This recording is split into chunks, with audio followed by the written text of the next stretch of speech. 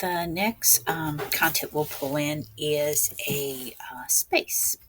And um, if you have several columns and one has a couple of lines right here, and you see how these don't line up, you can just drag a space in, and it kind of makes it where just what it says, you can add where it starts off with another um, spacer, and then you can align things a little bit better. So you see how these are different spaces, and that's all that is. It's just to help you align things, especially if you have several columns and you want them to all end or start at the same place.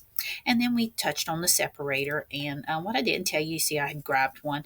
However tall your or wide your column is that's your separator. So you're actually separating content within. You see how this one's sharp. And then we'll go ahead and grab that cord. Let me show you.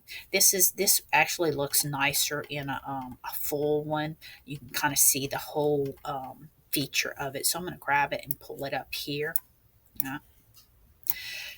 And it starts with a picture, place holder, and you can see you can add a column or a header. And once I start clicking on that, it gives you options. So you have a box with shadow. You can kind of see it a little bit. And as I hit separator, you'll kind of see it adds a separator, or you can do none.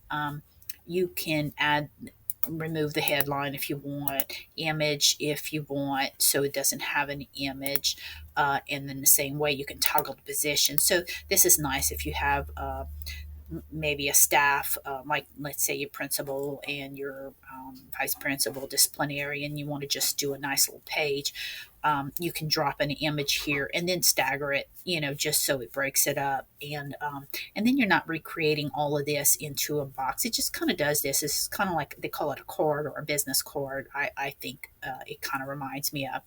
And then you can do just different things and just play with that. You can wrap the text and it looks different. And then once you have that established, you can just, like I said before, you just duplicate it, and then you can just change it. That way your information changes it.